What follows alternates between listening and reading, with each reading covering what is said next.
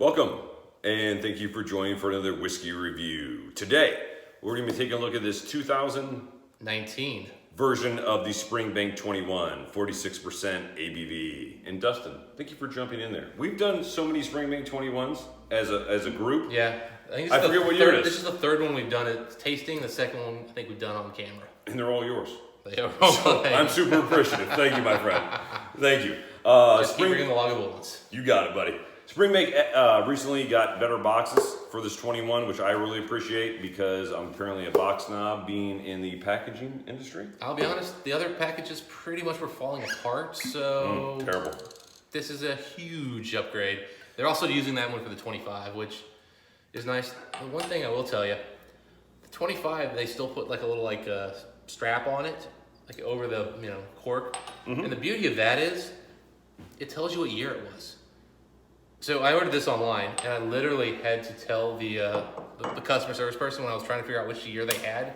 I literally had to send them a picture of the bottle that I had and say, you need to look at this little thing here, which I know you can't see on camera, but that's the only way you can tell the age or year it was bottled. Isn't it frustrating that you know more than the people that work selling the product? But you know what? In this case, no, because they're so lacking transparency from Springbank that I don't blame them. I hear you. Yeah. All right, so we've had multiple Springbank 21s. Yep. Every time they come off the 21, they use a slightly different cask maturation. So what's the cask maturation on this particular one? So the 18 we had was rum and bourbon. This is rum and port. The color is probably 40 shades darker here. And I believe it's 45% port, and we're looking at 55% rum. I don't know in terms of first fill, they really weren't disclosing that. I believe we're talking one of 3,600 bottles. Here's the thing. So very limited edition. This is a very dark whiskey for a Springbank, and as we know, but as you should also know, Springbank does not chill filter or color its whiskey. They do pretty much everything the way we would like them to do as whiskey connoisseurs, which means unchill filtered, uncolored. This is what it is, clear glass bottle. Once we pour in the glass is exactly what we expected it to be.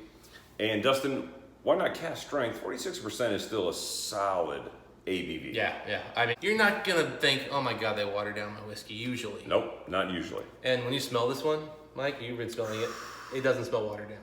I tell you what, this smells so much better to me than the previous year's version.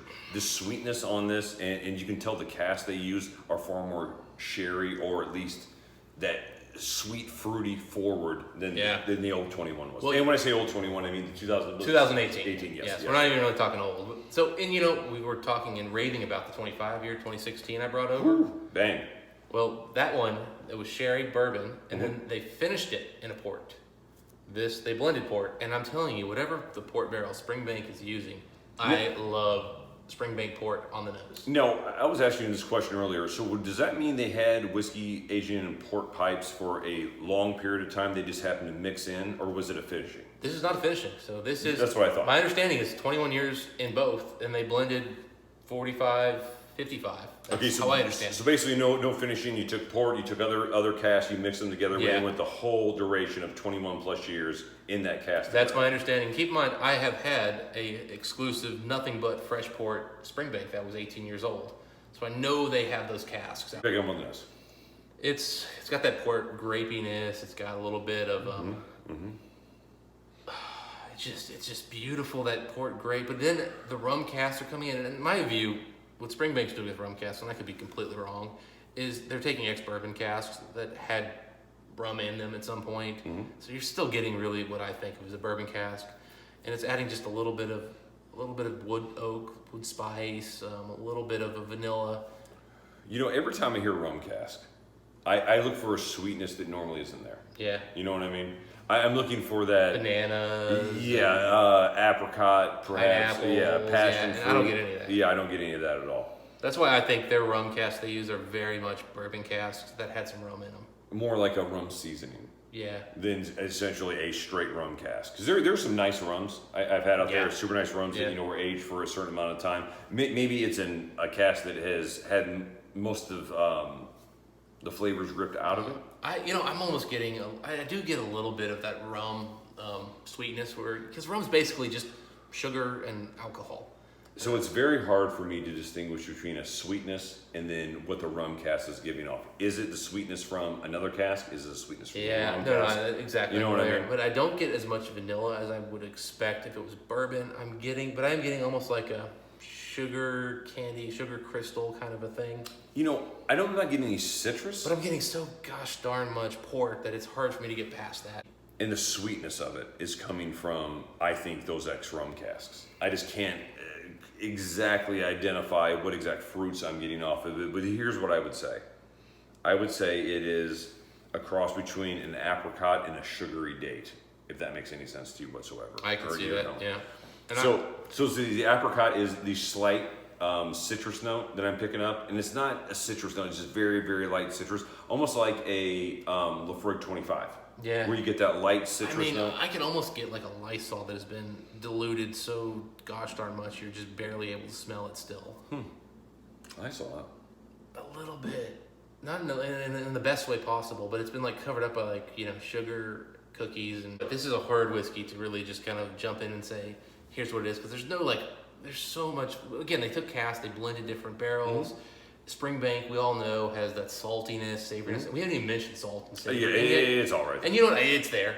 And that funkiness, that dirty dough left out too long. Yeah, but it's very low on the funk for me on the nose. I agree. I really think Springbanks, once you hit that 21-year level, 21, 25, 30, they, as I mentioned earlier, kind of sachet into a different style of whiskey. Even the 18 is starting to lose the funk. It's still there, but it's definitely leaving. Very, very, very much so. And I think here the funk it's there, but it's so in the background. And so subtle.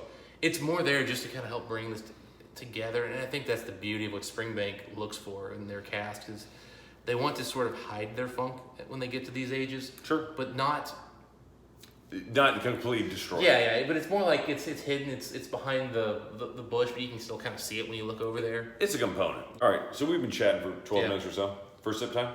What do you think? Okay, so Springbank, salty, malt, all over this guy here. It's super salty, a lot of malt. You're definitely getting that port. And you're getting, and I don't want to call it, again, my thought is, it's not rum when you think of like Caribbean rum. No. But it's a dark rum. But it's bourbon with more of a focus on sugar crystals. Yes. Than vanilla.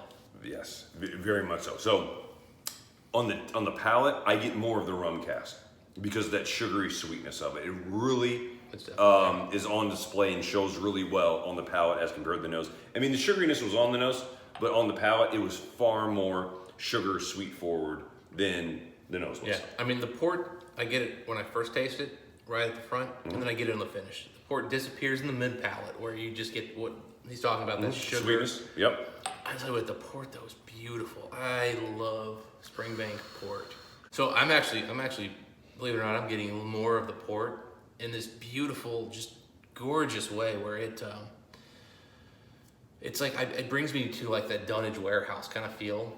It's soft and subtle, so it's not like it's dominating, but the part that just keeps bringing me back and making me want to drink more of this is that Dunnage Warehouse. I'm getting that funk, that dankness. There's no vanilla. This is completely vanilla free. The more I drink it, I was starting to think I was getting vanilla, but nope. I'm wrong. Nope, there's no vanilla in this, which is odd. Yes, because we're so used to bourbon casks being used. And there's the rum cask, I'm telling you, it's giving me sugar crystals, rock candy. So Dustin, I know you're a big fan of Springbank 21s. If you don't mind telling the people, what'd you pick this one up for? So I paid $370 for this, plus shipping. So it came in just under $400. About average for Springbank 21.